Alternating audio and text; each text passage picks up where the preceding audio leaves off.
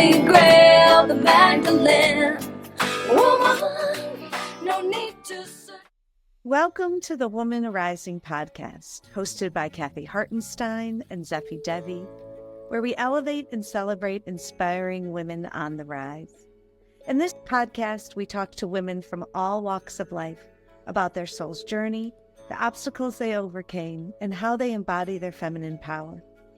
We hope to elevate women's place in the world, showcase their contributions, and provide inspiration for all women to rise to their fullest potential.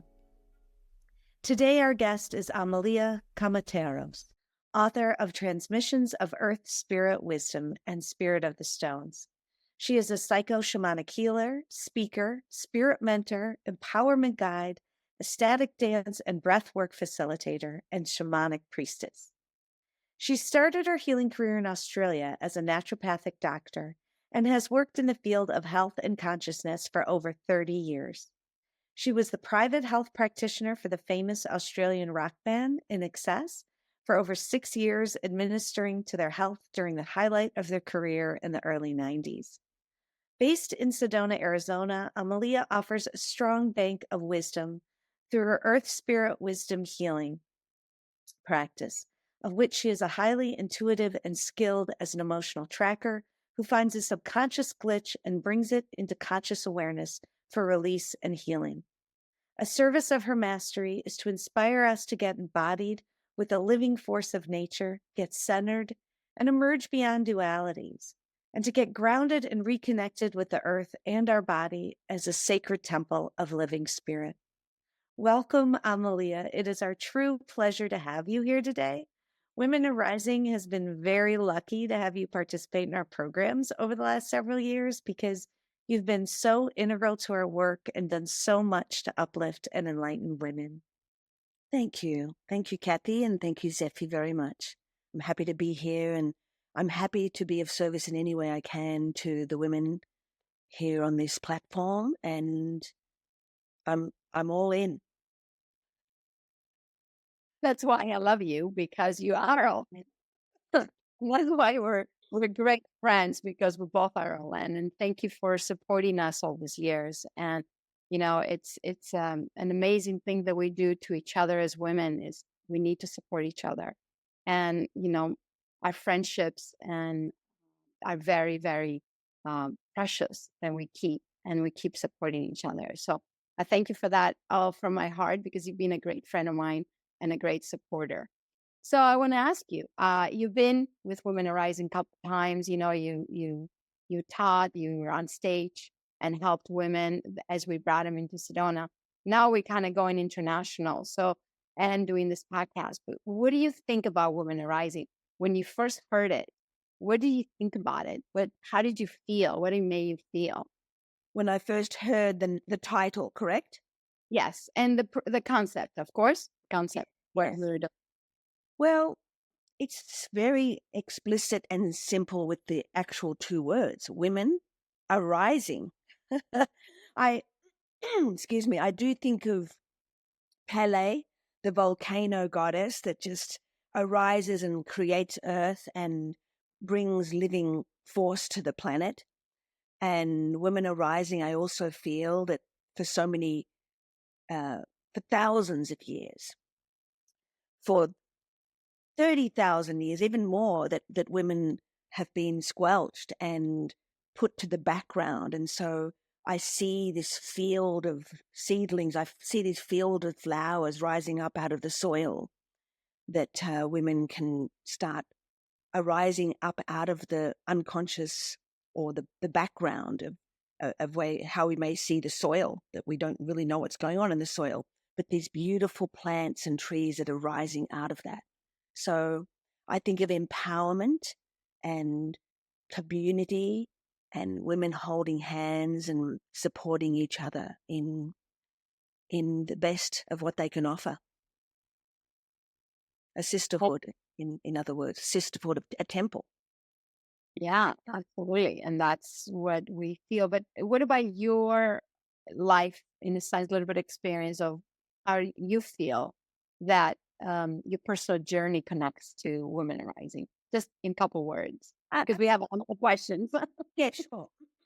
Well, as you may know by my name, I was raised in a Greek Egyptian household family, and I've had to really push through my vitality as a woman and essence into the foreground of my own being to start loving myself more and more and more as a woman, especially because I know in those cultures the women can often be put again to the background, and so I've had to really push forward, like the woman arising, pushing through the resistance in in showing up for myself and for the world. Does that answer your question?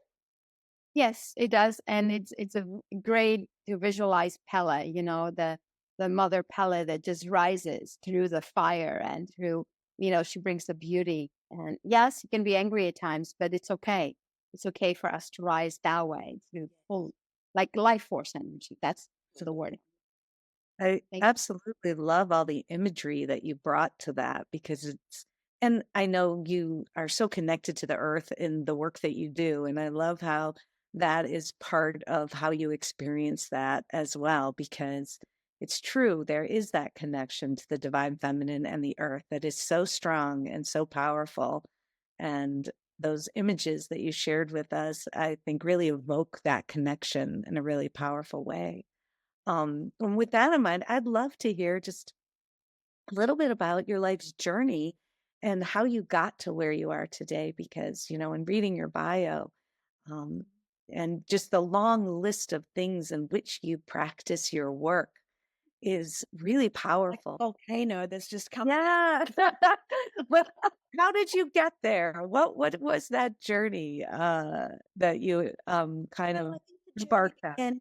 The journey has begun way before this lifetime. I got to tell you, this is the temple priestess, the initiate, the all the trials and tribulations I've had to go through. But in this lifetime, because this lifetime does encompass, the enfolding wings that come in from the soul into the now, and so I really have to admit and share that I was not raised in a very comfortable, easy, relaxing, cozy environment. I was raised in a lot of turbulence and cross-firing dynamics, and there's nowhere to really go in there but be in the center, in the very center here, to gain any semblance of survival. And so so from an early age I learnt that Mother Nature was a place of solace. It was a comfortable place that I could call home, that I could really be myself. And I know I'm not the only one who's felt that. That's where we can all go to be ourselves, really reconnect with our authentic beingness. There's no judgment. There's no cross-firing dynamics. It's just a very neutral, beautiful, loving, unconditional place. And so I would go out to nature when my family were at a picnic, and you can imagine my big fat Greek wedding. It's like all the picnic is like all the parents and they're all arguing, and it's not arguing, they're just talking, but it seems like arguing actually, yelling and arguing. And so for me, I would go out to nature and just really step into the silence. And and that's where I would be able to really reset and regulate my nerve system and be able to survive in that kind of household. And don't get me wrong, I had everything we needed. It's just the emotional part was a lot to deal with. And I have a mother that at the time was dealing with manic depression. Now, I don't know if that's possibly called bipolar now, but the up and down swings. In that up and down, I found a center point that I could exist in, that I had to be grounded enough to hold it together for her and the family, because I was the one that was conscious. Everyone else was just going around. So that was also part of my training. And because of that, I started my career as a naturopath doctor. And I wanted to help people also understand that they could live a natural, beautiful life, no matter what was going on in their life, whatever, no matter what turbulence and challenges were happening in their life. There is a place we can go to within ourselves, within the way we eat and the way we behave, be and have of ourselves, and also stay upright. Stay upright in the situation, stay aligned, stay connected to source energy, earth and heaven. That is great. And then from being a naturopath, how did you kind of get into your shamanic healing and going? I just, well, interestingly enough, I started becoming a naturopath doctor at a very young age. I don't even know, maybe 24, possibly, which is pretty young to be a naturopath doctor. And I had a lot of pressures. I had 14 practitioners working in my clinic, and there were bank managers and rent and building a house with my husband. And there was a lot of things, being raised in a chaotic household. I guess that was the semblance, the cadence of how I got to start my life in my journey. It was a lot of things I had to deal with, and what would happen is that I was always attracted to the Native American energies of the stones. I would remember traveling and hitchhiking around Australia, and the person I was traveling with, I would gather these stones, these big rocks. I didn't even know I'd write a book, 20 years later about the stones, but the rocks would go from one side to the other, and finally he just stopped the car after 100 miles and said, and threw them out. I'm going, no, not the rocks. Throw the furniture. Throw my bed, not the rocks. And how interesting that is, that I was so connected to the stone beings already. And so coming back, that was when I was 18, coming back to being a naturopath doctor, again, the place where I would be able to go and really relax is to go into the land and just, drop all my clothes off, take everything I knew away, just absolutely go in there naked to the core, to just be barefoot and collect bones and collect feathers and collect shells and collect stones, and I would make dream catchers. And this was the beginning of the dreaming of my new part of self. And I realized that my own ceremonies I would create in the stone circle that I had, or the meditations, were very shamanic. At the time, I attributed it to being very dream time, of the Australian way of being, where you could just absolutely be still and become the tree, become the sky. And I learned how to do that even after all the different meditation retreats. I've done 12 Vipassana meditation retreats. I found another way, which was absolutely being still in the moment of everything around me in the nature. And so that's very shamanic, and that's how it started to happen. Then Sedona called me. I was sitting in the stone circle one day, and I heard this an inner hearing of the word Sedona, and my spine clicked 3 places, probably 3 chakras, the root, I would say the root, the heart, and the crown, because that's what I relate to the most. And it clicked. I could hear the clicks until I became very straight, and I heard a click when my hands came out. And I felt this Sedona thing. I didn't know what it was at the time. I thought it was a goddess, Madonna, Sedona. And this energy of Sedona was coming in. And that was the download of the shamanic energy. That from there, I had 2 years of continual visions and synchronicities and synchronisms and dreams, all about me going to Sedona, that I was an ancient shaman, one of the Anasazis, which is the ancient people here in Sedona, and I was to go back to the rocks and stones where I had once coded in spiritual or shamanic information into the stones, and that I would have to go back there to retrieve that information. Like the stones were like libraries, and Sedona has a lot of crystals here, so they're like libraries as well. And I was to come back here to retrieve the wisdom and return it to the people. And that was my first book, Spirit of the Stones. So That is amazing. And I love that you're in a dialogue, in a conversation with the stones, and that there is a life force and relationship that you are engaging in all the time, and that's part of that shamanic plane for you, and really unique and interesting to have that relationship, and that it's ancient, that it's come from some other time for you as well, and that you're kind of coming home in a way into that space. With that in mind, and you touched on this a little bit, but I'd love for you to go a little bit further about, some of the obstacles that maybe you had to overcome and how you navigated them, and kind of what were the things that really shaped you, like the pivotal experiences that left that mark on your life.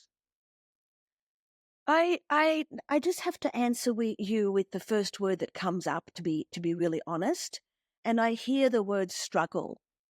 I hear that I have had struggle in my life. Of course, it's beautiful, but the struggle, excuse me, I just see the birth of us going through the canal of our mothers. There's a struggle before life comes. And I know the Buddhists talk about suffering into liberation, but I feel that struggle is not struggle is a good thing in a way. It's like finding your way and navigating the right point. It's like you have a lane, but you might be out here, and that might be a struggle, and then you might have to overcompensate, and then it comes back into some still point of alignment that you really get to feel because of the struggle. So I think struggle has been, I had a 15-year very, very difficult marriage, and that helped me see and experience the remembrance of sacred union, even though that wasn't sacred union in my marriage. It was the struggle of not having that in order to remember the truth of that sacred union, that hieros gamos, the sacred wedding within one's being. And that was one big struggle. And Sedona has also had its struggles. I mean, it's a desert here. And this little tiny that come out of the desert soil. They're so brilliant and so bright and unworldly colors because of the struggle. I'm not advocating struggle, women. I'm not. It's just that we've had to go through struggle, us as women in the world and in the cosmos, and so that gives our power. That's a power, a superpower that we have, that we can birth through the struggle, birth through the trials and tribulations, into the warrioresses, into the queens, into the priestesses that we are. And that's how I'm going to answer you. I have to go with the truth. I love that. It's like one of the things that you've learned from whatever obstacles came your way was how to embrace that struggle, and how to sort of surrender to it, and let that be part of your journey in a very holistic way. And I think so often we're always in conflict with that struggle, and we don't always let it take us where it needs to go and be part of it. It winds up being some of our greatest teachers, and giving us the strength that we need in so many ways. And we don't have to only learn through struggle. There's channels of joy and bliss and ecstasy, and follow your dreams and ecstasy. That's all part of it. But there's struggle and there's ease, and there's light and there's dark, and there's good and there's bad, and there's freedom and there's trappedness. So all of it is as equally valid and divine as each other. It's not defacing yourself from the shadow, because the more you face the light, the more the shadow is cast. And so it's important that we embrace both equally. No, I agree. And I think that's really powerful. And I'm wondering, I mean, you kind of touched on this a little bit, but, as women, we live in sort of this patriarchal world, and we see where women aren't necessarily given their full power. And I'm curious, like, where you have seen that the most in the world, or how you have sort of participated in helping women overcome that, or if you ever experienced something like that in your life where you felt marginalized because you're a woman. Yes, well, that history goes way back, and I believe 35,000 years ago there were the archaeologists found that the figurines they found were all pretty much goddess nature. They were goddess figurines, and so pre Moses and even before that, there was the goddess culture was very, very strong. In fact, the masculine's definition was in accordance with the feminine stance in the world. And she was the one that held the land and the lineage. And I'm not advocating just women be powerful or just men.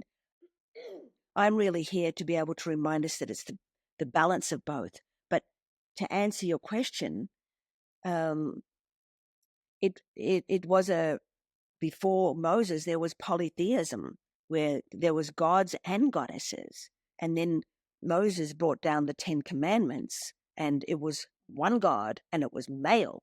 And it kind of wiped out the face of the goddess in these ways. And then we see the temples, that the churches were built on the temples. I mean, Zephy would know, Zephy knows more about this than me, but the churches and the Christian churches were all built on the goddesses' temples, the ones they wanted to get rid of, and they set their churches on the temples there themselves, because the goddess religions, the spiritual aspects of that kind of archaeology and archaeology were all based on ley lines of the earth and astrology. So the whole cycle, the whole totality of the earth and the cosmos was put in place and respected in the goddess religions in this way.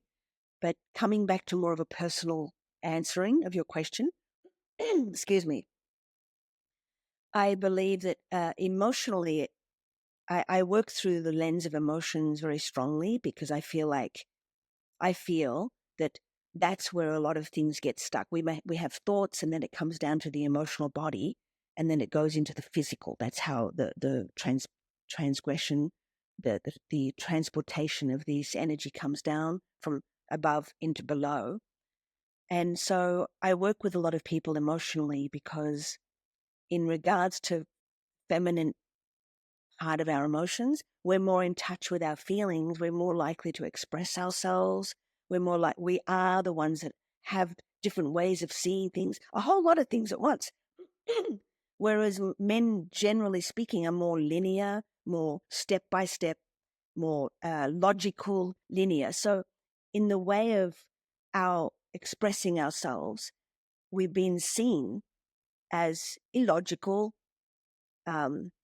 insane, highly emotional, and that's not so respected in the field of the brain capacity and how we can function as a human. And so, you see a woman who's been, what can I say, under the hostage of, the narcissistic relationship, and something the male may have done to her, she might bring it up and he'll accuse her of being insane. And this is where I'm seeing most of that transgression happening. This has been like a lot. And what I picked up from what you were just saying is, first of all, it's Sedona Madonna, which made a lot of sense to me. And I hadn't realized that. And I live in Sedona for 30 some years. And we always connected to the feminine, but we never connected to Madonna. She's more of Native American, kind of native to me. But the feminine essence, when you were able to really understand the feminine essence in you, is it when you moved to Sedona, or when you were in Australia running through the desert and doing all that naked? When was that for you? Yeah, that's a nice question. I feel like I was very in touch with the feminine essence as part of the sacred union equation back then in Australia, but I didn't have time to really steep into the feminine essence. I really think we need time and space to drop into the feminine essence. because these days a lot of women have become men. We're like soldiers. We're like warrioresses. We're working. We've got schedules. We have families. We're doing so many things at once. There's not much time for us, as they call it now, self-care. And I think it's very, very important to make it a priority for ourselves, to give ourselves time and space to steep deeply into the inner temple of the feminine, into the goddess heart of our being. So for me, even though I was aware of the feminine essence and the part of the equation of the sacred wedding, the hieros gamos, the sacred union back then, it wasn't until I came to Sedona, and even more recently, I would say in the last maybe 8 years, that I really have had to go, wait a minute. Hey, wait a minute here. I need to really slow down so that I can feel the grace of my being. I can feel when I'm walking down my stairs at a priestess in my own temple, that I'm not running around with one foot closing the kitchen door and opening the fridge door with the other and on the phone, you know. It's fun. It's fun to do it that way, but I don't want to be huffing and puffing, especially in my own home. And so I've had to, out of all the pressures and different angulations of work and marketing and programs and all the things we have to put in place these days, especially with technology, I think it's important to just take it off. And that's what I've had to do, is go into, of course, it's why I go into nature, because there is no computer. I turn my phone off. I am able to steep into the feminine essence of Mother Earth. What more feminine essence can we ask for, really? And it's seen there. The teachings are all there for me in the way Mother Earth speaks to us through the trees and how they stand and the roots in the ground, and how the mountains can stand their ground and have a base on the earth and yet reach for the sky, and the flowers pushing up through the soil and the birds and the butterflies. It's all there. I used to complain so hard, everybody. I used to complain so hard that God did not leave us an instruction book. Now in this moment, everybody, these beautiful women out there, I just realize now that the instruction book is here. It is here. Mother Earth is a beautiful instruction book. Life is an instruction book. Who needs a book to read? It's a book to read, even though I wrote 2 books. You can read my books. To get to your book, because I really want to know about your new book, and I know it just came out, but I know you have an advice. I mean, I heard you a little bit talking about, about self-care and this and that, but I know you also, because I know you personally, you also have a thing that you do every morning. Like, you go out there, you want to explain me, because I know what you do. So can you tell our audience a little bit about exactly how you do it? Absolutely. And what I do, first of all, at night, before I go to sleep every night, I sit up in my bed and I just deflate. I take a deep breath, as you took through earlier, Zephy. Take a deep breath in through the nose. You can follow me if you want as well right now. Take a deep breath in through the nose and out through the mouth, and a very long exhale.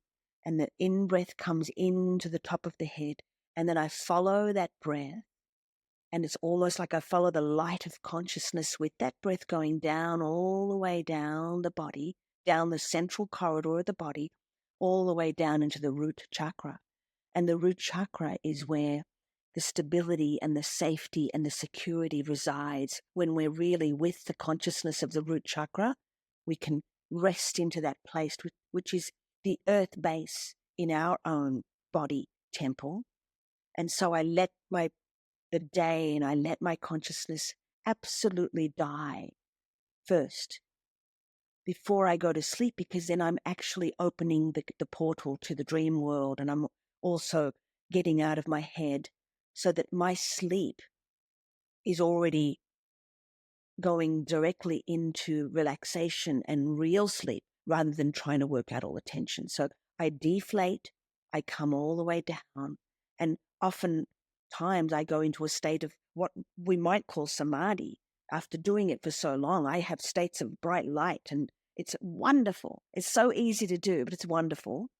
And then in the morning, I either go on the land. I went to the land the other day, but you don't have to go on the land because you may not be having that easy access to that. But I'll do the same thing for a couple of minutes where I'll just center and ground the energy all the way down to the root, and then actually squeeze and relax the perineum and let all the tissues open so that my breath and my consciousness can come all the way down to the root and down into Mother Earth. And just stay there, just be there, just allow myself to be grounded in that secure, strong, stable, safe place. And then from there, I'll do a 10-minute yoga routine. And I use the I Promise. It's a little app that's 10, it's a 7-minute yoga. It actually is 10 by the time you take time. And I find that's a really wonderful way of starting the day as well. Beautiful. And it's really amazing. I just know your routine. I didn't know the yoga part. That's a new add on. and also, being in Sedona, and we both lived there for a very long time, over 25 years for both of us. I don't know how many, but for me it's 32 or something like that. For you it's something like that, isn't it? It's 23. I lived in Hawaii, the big island, LA, for 5 years too. So 23, 24 years maybe, yeah. Okay. So do you feel that you can take that, like we don't have to live in Sedona, but we can do this everywhere, correct? Like you were saying, the stone, that you grab the stones and you taking them in the car. I do that with crystals. If I find crystals, I'll like I was in Egypt and I took a crystal. Do you recommend for the women to like look at the earth and really connect to it, and even take a rock as they're walking and feel it and understand what this rock is telling them? I love this question. Beautiful. I truly invite all women, everybody, but here we are together as women, to, when you first go into nature or your backyard, you may find your own little power spot that you go to, and each time you go to it, you empower it, and it becomes stronger and stronger with your connected energy with the earth. So when you have problems or you need to go and gain counsel from somebody, Mother Earth is the best counsel, and she's free. It's free, but it's actually free. But it's always good to cultivate your spot, a power spot that you can drop into. But what I do recommend or invite is, when you go into the land, often when I go to the land, I just clear my mental field at the entrance of the trail, and I just sweep it down to the earth. I sweep down all the thoughts and all the indoctrinations and programs, and as a gesture, as a respect. It's like in churches, you go in there and you do the holy water, and it's a gesture of walking into a sacred place. So I suggest that you stop for a moment, take a deep breath, and know that you're walking into a holy sanctum. And there's the altar of life is right there. And so cleaning that field around and just sweeping the aura a bit, just shedding those dead leaves off your body so that you can walk in fresh and drop and leave the city, leave all the signs and traffic and worries and pressures behind, so you can walk in and turn on the shamanic valve. To a lot of people, it would be the third eye, or it might be the ears if they listen more with the ears, or the sight. But it's like you turn your channel to that shaman within you, or the priestess within you. I'm a shamanic priestess, so the priestess shaman within you, so that you watch and you see with those eyes, and be present. Bring your present state into that, and you'll see a beautiful feather, or you'll see a little snake's head, or you'll see something magical is always happening in nature. But we're so busy in our heads that we miss the simple, innocent teachings that are always there. So leave the thoughts behind, be present, and you see some beautiful emerald green moss, go down, bend your knee down to the moss and touch it and squeeze it and feel it and imagine yourself as it. Become the moss. Well, and we can do that. We are shapeshifters. We can do that. Our imagination is so powerful. It's our super tool that we've been pretty much programmed not to use. But, and if there's a vein on the leaf, maybe touch the vein with the on the leaf and relate it to our veins. Relate it. Become relative. Become a relative of Mother Earth that you can relate to and discover. And if you see a trail of water coming down, notice how it makes a groove into the earth and how it follows that groove. And then you go, oh, this is like our emotions. When the same emotions go down the same way, we're creating more of a deeper and deeper trough of that emotion. This is the way nature teaches me. And this is where I've written a whole book around some of the teachings that Mother Earth has taught us too. So just play and bring your childhood innocence back into the land, into fairyland, into the motherland. It's amazing because, we're going into this time now that is about conscious and awareness and not to be in subconscious, when you don't think about any of this stuff and you just go on a trail to take a hike or you stand outside in your backyard and you just don't have the awareness. Now bring the awareness. That is amazing. So now I let you talk about the book. How's that? About that? It's called Transmissions of Earth Spirit Wisdom. And the subtitle is A Shamanic Way of Being, Seeing, and Healing. And I'd also created this beautiful symbol, which is this is Earth going down, Spirit going up into the heavens, and the midpoint is the heart chakra. So it really is encompassing the earth realm of wisdom, the spirit realm of wisdom, and then the embodiment of the heart energy of how we get to embrace all that emotionally into the heart energy. So there's 3 sections to the book. There's earth, which is more shamanic and body oriented teachings, wisdom, sharings, stories. And then we have spirit, which is more the ideologies and the mental concepts of things, spiritual ways of looking at things. And I do stretch people. I do stretch the fabric of the mental field. And a lot of people have said that there's a lot of it's complex ideas made very simple to understand. And then we have the wisdom section, which is really more about the integration of how we can integrate all of the encompassing earth and spirit into our heart and how emotionally we can navigate through our life. And all the different teachings I've had through my sessions with people over the years as a naturopathic doctor, as a shamanic, psycho-shamanic healer, the teachings are in here. Everything, pretty much everything I know is in this. And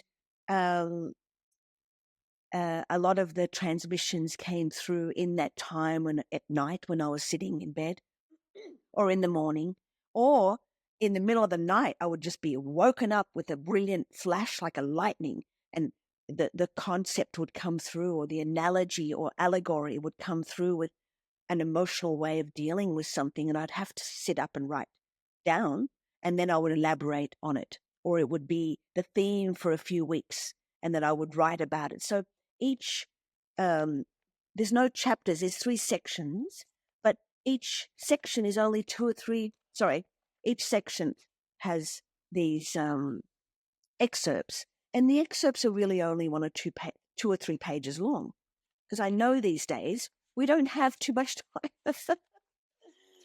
We don't have too much time to spend long times reading. So basically I made, and after each excerpt, there's an activation that is given for you to embody. So, and integrate into your life. So people are using it as a morning coffee, tea, thing where they can open it up anywhere in the book, really, and use it as an inspiration of a subject of teaching. Like, I'm going to study this for a bit, and otherwise you can read it from the beginning to the end, or open it up as a divination book that you can read.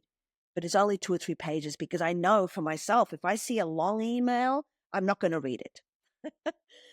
What an accomplishment. And, I will say, having experienced your work and just, knowing you for a while, that everyone should go out and buy this book. It's going to have so much powerful insight and wisdom, and the depth of knowledge that you have and that you were able to share with us. And I love that it's in these small sort of, what is the universe telling me I need to know, Call them shamanic medicine pills. I love that.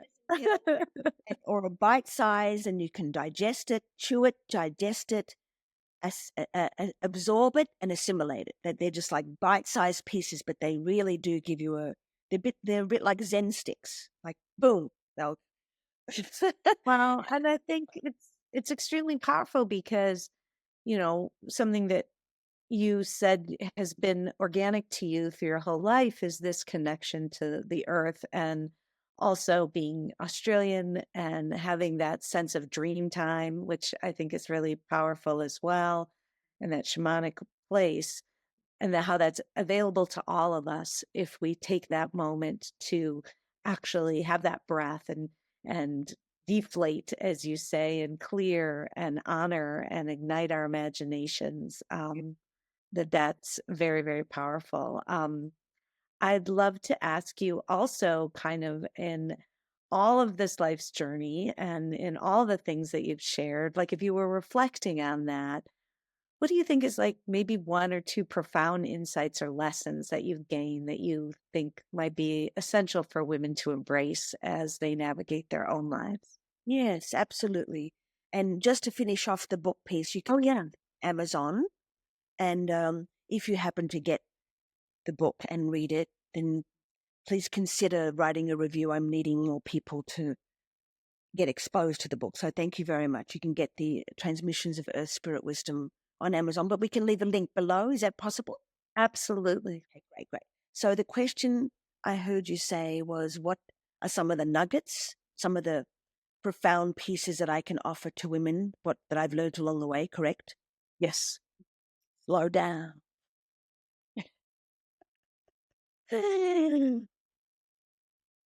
I think slowing down allows us to feel the grace of the goddess, of the feminine essence, and the slowing down of the thinking to just become more present is the yoga. It is the practice of life. And that requires a long breath. So the slowing down is not just pretending or acting slowing down. It really is taking a long breath and allowing that breath to take you all the way down into your being. And when you take an exhale like that, you are informing the brain that you are safe. All is well. It's like when you're running away from something, that breathing ignites the neurotransmitters to release into the system adrenaline. So it's all about how we breathe and how we stand in our life. So I would say slow down. You see in movies where the directors want you to really experience the beauty of something. You watch the movies, they slow motion, and everybody looks beautiful. Everybody, no matter how you look in the movies, if it's slowed down, everybody looks beautiful. The beautiful grace of something can be really felt and seen. So that's number 1, I would say, that's strong, important. Another thing that I'm very strong about, and a lot of people know me for this, is to ground the energy. And of course, I need to be grounded too all the time, but grounding the energy, that slowing down and breathing is, in a sense, allowing all of that to come down into the body, into the earth, to be here now. And grounding, I also have a beautiful course I've made on my website, which is Earth Spirit Wisdom, similar to the book Earth Spirit Wisdom. That's how the title of the book came. Actually, I was fighting against it, but the publisher's saying, no, this is what it is. It's Earth Spirit Wisdom. And earthspiritwisdom.com. I have a beautiful little course on there called Stronger Than Ever, which is a teaching about grounding. So if you're interested, then that you could go there. But the grounding is into the root chakra is very important because that's where the stability is. That's the foundation of our spiritual growth. That's where we often sit and push down our primitive emotions of anger and competition and fear and lack.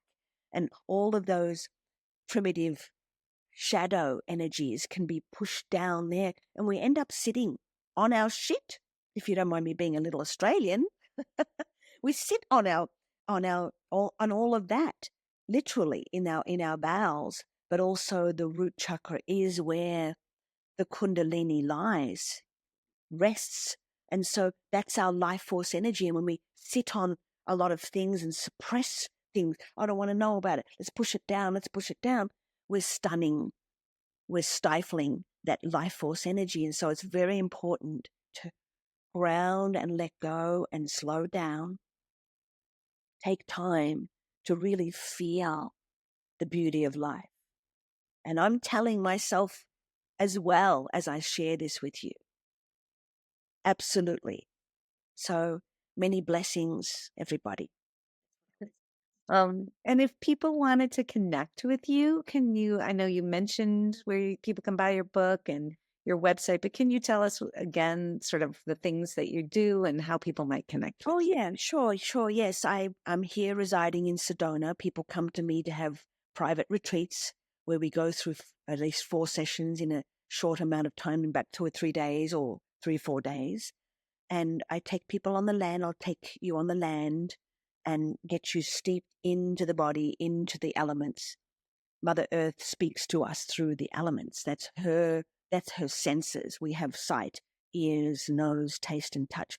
Mother Earth has earth, water, fire, air, and ether. That's her way of communicating with us. So I get you in touch with that. And then we go deeper into some of the stuck areas that you have that we can move through and have a session on the land, help you get aligned and connected into your life, communicate better with your spouse, family. And I have some indoor sessions as well, which are emotional core healing. And we go through some of the traumas and childhood stuck energies that still act their way through the unconscious. So we're bringing all of that into the consciousness. We do the Sedona things. I do the Sedona things. Steffi knows all, and you do, Kathy, too. The chakra balancing, the breath work, adding the sound healing and the tuning forks in there, the foot reflexology, all of this comes into whatever it takes. I'm one of these jackass of all trades in the sense that I can just bring whatever the Bank of Wisdom asks me to do in the sessions that you come to see me with. So I also give ecstatic dance on Sundays here in Sedona because dancing is very, very powerful way. That's another thing I would suggest as slowing down and grounding, but dancing and expressing yourself is very important, whether it's through painting or drawing or poetry or singing. But dancing seems to be my favorite way of connecting spirit into my body, with my body. But how you can find me is earthspiritwisdom.com. And do you also work over the internet at all with people, or mostly off person? Sorry, I do. Yes, of course we have to now these days. And the last few years have really taught us all to do that. But yes, absolutely. No matter where you are in the world, I can help you with going into the deeper parts of your shadows and bringing them forward into the light so you can work with them rather than against them. Well, we can't recommend her enough. She really does know how to embody, that earth spirit wisdom that is so essential for us to really kind of be our fullest. And so we're really excited that we got to have you as our guest and that you've been such an amazing part of Women Arising all these years. And your wisdom really has been a huge asset to us. So we thank you so much from the bottom of our heart. Thank you very much for having me here on your podcast, and also to let people know that Women Arising is always, every time I participated, I've taught it 2, but I participated in 3 of the Women Arising, and Zephy knows how to hold space. She's very clear. She's professional, and it's always a very beautiful, beautiful temple energy that all of the women create together. And some of the speakers that come on board are magnificent. Thank you, Zephy. Thank you. Thank you, Amalia. And thank you for being part of it. Thank you for tuning in to Women Arising, where we celebrate the resilience, wisdom, and power of women on the rise. Remember, when women rise, we all rise. If you're ready to embark on your journey of empowerment, sign up for our mailing list at womenarising.com and join our community of strong, inspiring women. To connect with Zephy Devi and ignite your inner fire, visit zephydevi.com and sign up to get your free tantric meditation. Let Zephy illuminate your path, helping you discover the magic and power that reside within you. To connect with Kathy Hartenstein and claim your spectacularness, visit createmorebliss.com and sign up for a free 30-minute consult call where she can help you break through your emotional blocks to success. Let Kathy be your guide on this journey of self-discovery and empowerment. Thank you for being a part of the Women Arising community. Together, let's continue to uplift, inspire, and empower women everywhere. Until next time, keep rising, keep shining, and keep embracing the divine feminine power that resides within you. You are the holy grail, the Magdalene. Woman, no need to search any longer.